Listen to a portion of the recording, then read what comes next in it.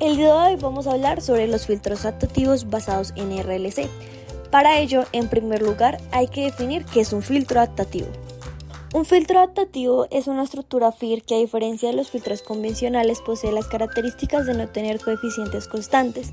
En ese caso, los filtros adaptativos poseen algoritmos que modifican paso a paso los coeficientes para ajustar la respuesta del filtrado a una aplicación específica.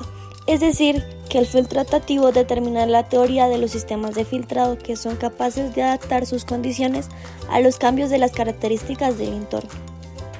Desde la definición del filtro adaptativo, esta se puede ver como una caja o bloque que tiene dos entradas y una salida. Una de las entradas corresponde a la señal que se desea filtrar, la segunda entrada es una señal de patrón o señal de referencia, la salida corresponde a una señal filtrada y el algoritmo de adaptación inicia por tomar la señal de salida y la compara con la señal de referencia. Esta comparación genera la señal de error, que es tomada por la estrategia de adaptación para encontrar el factor de ajustes de los coeficientes, como se puede ver en la imagen.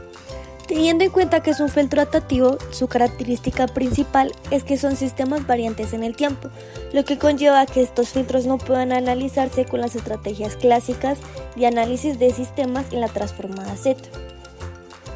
Un ejemplo de un filtro adaptativo lo podemos ver en la figura. En ella podemos ver un diagrama de bloques del procesamiento de la señal. Este ejemplo se basa como tal en un filtro adaptable con una red neuronal. Teniendo en cuenta qué son los filtros adaptativos, ahora hablaremos sobre los coeficientes del filtro adaptativo, los cuales se logran mediante un algoritmo de adaptación. Existen tres tipos de algoritmos, los cuales son LMS, NLMS y los RLS. El día de hoy vamos a hablar sobre los filtros adaptativos basados en RLS. Los filtros adaptativos basados en RLC, o también conocidos como mínimos cuadrados recursivos, realizan la adaptación de los coeficientes del filtrado FIR de orden n, mediante la minimización de la suma de un error cuadrático acumulado según una función de ponderación exponencial decreciente al pasado. Es decir, que las muestras pasadas más lejanas tienen menos importancia que las muestras pasadas cercanas a la hora de adaptar los coeficientes del filtro.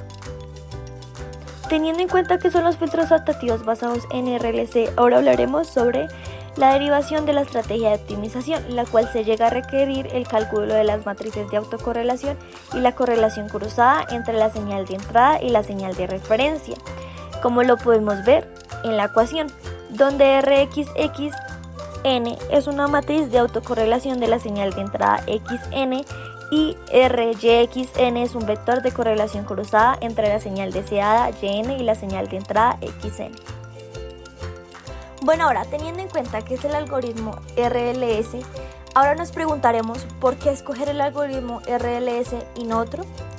Y es porque este parte del planteamiento de una función de coste determinista, es decir, en la que no interviene ningún valor esperado. Esta función se define como un error cuadrático medio ponderado con un factor de memoria que permite que el filtro se adapte mejor al tipo de variaciones temporales del sistema que se intenta compensar o estimar. A medida que se reciben las muestras de la señal incidente, se calcula la solución óptima del filtro de forma recursiva, dando lugar al método RLS. Otra ventaja del método RLS es que presenta una gran velocidad de convergencia con respecto al método LMS.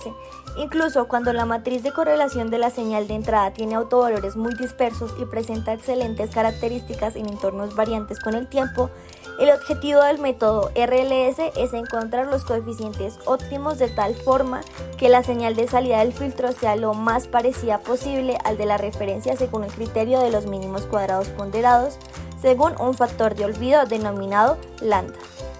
Muchas gracias, espero que hayas aprendido qué son los filtros adaptativos y por qué es muy importante el algoritmo RLS.